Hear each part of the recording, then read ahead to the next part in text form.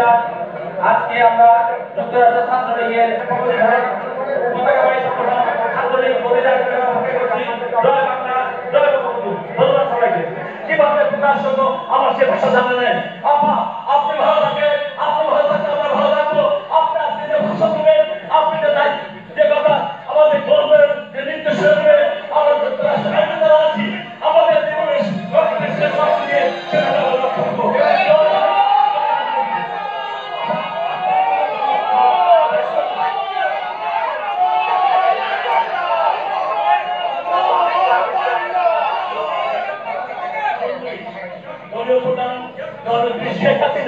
আপনাদের সামনে মূল্যবান বক্তব্য রাখবেন। দয়া করে আপনারা সুশৃঙ্খল ভাবে আপনারা তার বক্তব্য শোনার জন্য আমি বিনীত অনুরোধ করছি।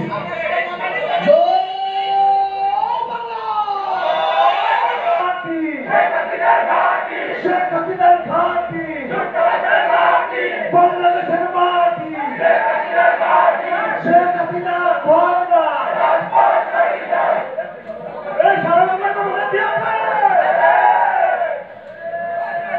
হবে একটা অন্তত একটা ফাংশনাল রেখে বা রেখে ওখানে বক্তব্যটা তোমরা রেকর্ড করতে পারো। আমরা শুনতে পাচ্ছি, আপনি বলেন আবার। আমরা রেকর্ড করছি আবার।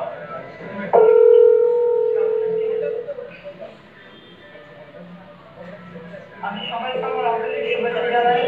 আর এটা বিজয় মাস এবং বিজয় মাসে আমার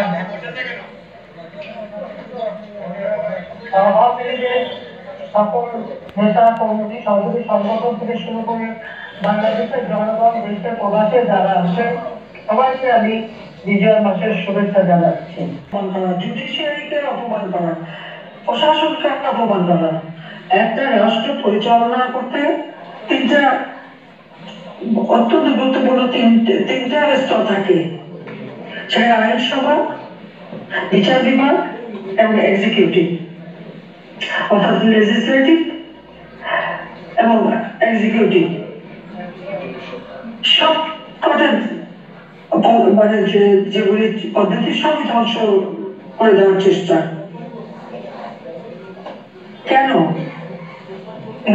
জিজ্ঞেস করেন সেই ধ্বংসটা করতে হলো নিজের মুখ চেহারা বাড়ার জন্য উনি ভাজা মাত্র খুঁজে খেতে পারেন না, সব যেন একেবারে এমনি হয়ে যাচ্ছে সেটা না, কিন্তু সে নিজে এই মেটিকুলাসের সব পদ্ধতি সবকিছু তারই, সেই হচ্ছে মেইন মাস্টার মাইন্ড এবং তার সাথে তার মাস্টার মাইন্ডরা আছে, তারা এই কাজগুলি করে বেড়াচ্ছে। একেবারে হাতে তুলে একটা দেশকে ধ্বংস করা কিন্তু দুর্যোগে মানুষের পাশে নেই। আর সেটা সবচেয়ে কষ্টের যে যেখানে মানুষের খাবার দাবার সব ব্যবস্থা করেছিলাম, আজকে সেখানে ডাস্টবিন থেকে মানুষ খাচ্ছে, সেই ছবিও দেখা যায়। কাজে আমার কথা হলো চাল ডাল তেল লবণ ডিম পেঁয়াজ মাছ মাংস সহ সবজি প্রত্যেকটা নিত্য প্রয়োজনীয় জিনিসের দাম কমাতে হবে, কারণ এগুলি সব মানুষের ক্রয় ক্ষমতার আওতার বাইরে চলে গেছে। মানুষ কাজ পায় না, ওই দিন মজুর খেটে খাওয়া মানুষ, রিক্সাওয়ালা কেউই টাকা কামাই করতে পারছে না। কেউ আজকে সংখ্যালঘুদের উপর যে চরম নির্যাতন, আওয়ামী লীগ নেতা কর্মীদের উপরে নির্যাতন, এগুলি সব বন্ধ করতে হবে। মানুষ আজকে চুরি ডাকাতি প্রতিনিয়ত, কারণ জীবনের তো নিরাপত্তা নেই, যে কোনো সময় যে কোনো বাড়িতে ঢুকে যায়। সংসদ ভবনে প্রত্যেকটা সংসদ সদস্যের যে তাদের যে ফ্ল্যাটগুলিতে তারা সেশন চলার সময় থাকতো, তারা মেটিকুলাসলি ডিজাইনের অংশ হিসেবে তার এই সমন্বয়করা এবং যে সমস্ত যে লোকদেরকে ছাত্র সাজিয়ে এনে আন্দোলন করেছে, প্রত্যেকটা তাদের ঘর ভেঙেছে, জিনিসপত্র লুটপাট করেছে, ছোট সম্প্রদায় কাউকেই ছাড়েনি, সবার উপরে জুলুম অত্যাচার। এই জুলুম অত্যাচার বন্ধ করতে হবে। শিক্ষা প্রতিষ্ঠানগুলিতে হামলা, একটার পর একটা শিক্ষা প্রতিষ্ঠান ধ্বংস করে দিচ্ছে। আর সেখানে কি ছাত্রলীগ যারা করতে তারা লেখাপড়া করতে পারবে না, আওয়ামী লীগ যারা করতে তাদের ছেলে মেয়েরা স্কুল কলেজ ইউনিভার্সিটিতে যেতে পারবে না। তাহলে যে সাক্ষরতার হার মাত্র 45% ছিল আওয়ামী লীগ আমলে, সেটা আমরা 78.8 করার চেষ্টা তো তোদের বাপ আইয়ুব খানও চেষ্টা করেছে।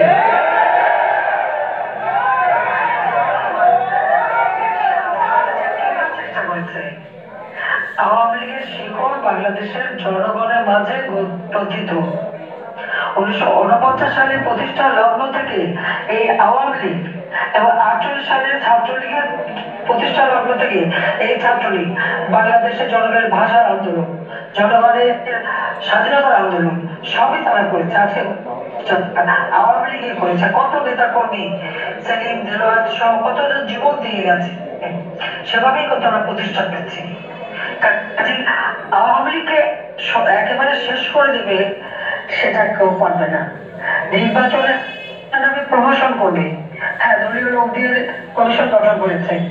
আওয়ামী লীগ যাতে ইলেকশন করতে না পারে তার জন্য আমাদের বিরুদ্ধে একটার পর একটা মামলা, আমার বিরুদ্ধে 250 মামলা।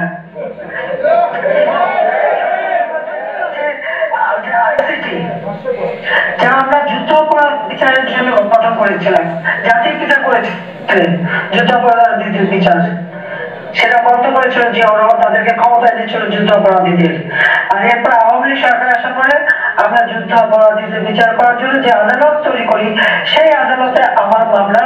আর যুদ্ধ অপরাধীদের ডিফেন্সে যে ছিল সে হয়ে গেছে চিফ প্রসিকিউটর, আর বিএনপির একটা দল এবি পার্টি, তার চেয়ারম্যান হয়ে গেছে তো চেয়ারম্যান বিচার পাবেন। আর আমার মধ্যে এবং আওয়ামী লীগের নেতাদের মধ্যে সব হত্যা মামলা আপনারা দেখেছেন। রীতিমতো 35 জন যাদেরকে আমি হত্যা করেছিলাম বলে আমার মধ্যে মামলা দিয়েছে, সেই 35 জন জীবিত হয়ে ফিরে এসেছে। আর এইসব মামলার মধ্যে 35 বছরে জীবিত হয়ে ফিরে এসেছে। অনেকে মামলা দিয়েছে জানি না তার বিরুদ্ধে মামলা কি মামলা, তার বলছে আমাদের জানি না, আমি ওদের সই করছি। ওটা জানেন সবাই, ওটা কারা। এইভাবে মামলা দিয়ে যাতে আমরা ইলেকশন করতে না পারি সেই চেষ্টা, বারবার এই চেষ্টা করা হয়েছে, বারবার হত্যার চেষ্টা করা হচ্ছে। এবারেও তো আমাকে তার মেটিকুলাস ডিজাইনের মধ্যে সবটা আগে ছিল গণভবন আক্রমণ করবে এবং আমাকে আর এলাকা হত্যা করবে। আর মারিয়ানা রাখে কি, তাহলে তো আমাদের রক্ষা করে যাচ্ছে। নিশ্চয়ই আল্লাহর কোনো ইশারা আছে, নইলে মাত্র 20-25 মিনিটের মধ্যে আমি ওখান থেকে কিভাবে বাঁচতে পারলাম। এটাও আল্লাহ ঠিক এখন যেভাবে আমাকে বাঁচিয়েছে সেইভাবেই বাঁচিয়েছে। কিন্তু আমার কথা বন্ধ করতে পারবে না, আমি জনগণের পাশে আছি। দাবি করতে পারি যে আওয়ামী লীগের আমলে বাংলাদেশের মানুষ ভালো ছিল, শান্তিতে ছিল, তাদের জীবন মান উন্নত হচ্ছিল, তারা দরিদ্রের হাত থেকে মুক্তি পেয়েছিল। হত দরিদ্র একেবারেই থাকবে না, আমি সেই পদক্ষেপ নিয়েছিলাম। 25.1 ভাগ থেকে আমরা মাত্র 5.6 ভাগে নেমে এসেছিল। আমরা যে আরো প্রায় 21,000 ঘর বাড়ি করে দিতাম, মানুষকে বসতে দিয়ে দিতাম, অতি দরিদ্র বলে কেউ থাকতো না। কিন্তু দুর্ভাগ্যের বিষয়, আশ্রয় দুর্ঘটনায় যাদেরকে ঘর দিয়েছি ভূমিহীন, তাদের ঘরগুলো দখল করে নিচ্ছে ইউনুস বাহিনীর লোকেরা, এবং সেখানে তারা আবার সেই গৃহহীন ভূমিহীন হয়ে যাচ্ছে। এটাই হলো দুর্ভাগ্যের বিষয়। গরিবের পেটে লাথি মারা আর জনগণকে নিয়ে তামাশা করে, এটাই তার চরিত্র। কাজে আজকে আপনাদের সকলকে, যারা প্রবাসে আছেন, দেশে প্রবাসের সকলকেই ঐক্যবদ্ধ হতে হবে। এই ফ্যাসিস্ট খুনি মাস্টারমাইন্ড ইউনুস, তার ক্ষমতা থাকার কোনো অধিকার নাই। সাংবিধানিকভাবে ক্ষমতা দখল করেছে সন্ত্রাসীদের দ্বারা, অস্ত্র আর অর্থ দ্বারা সারা বাংলাদেশে সে এজেন্ট নিয়োগ করেছে। প্রত্যেকটা বাংলাদেশের গ্রামে গঞ্জে, ইউনিয়নে, জেলায়, উপজেলায় খোঁজ করতে হবে তার ওই এজেন্টটা কি করতে চাচ্ছে। তারা মানুষ বিভ্রান্ত করা, অর্থ দিয়ে সন্ত্রাসী কেনাকা, আর আওয়ামী লীগ নেতা কর্মী তাদের সমর্থক কারা আছে, তাদেরকে খুঁজে বের করা, এই কাজ তারা করতে যাচ্ছে। কাজে জনগণেরও কাজ হবে তাদেরকে খুঁজে বের করা যে এই অপকর্ম তারা কারা করছে, সেটা সবাইকে খুঁজে বের করতে হবে। আজকে জনগণকে রুখে দাঁড়াতে হবে।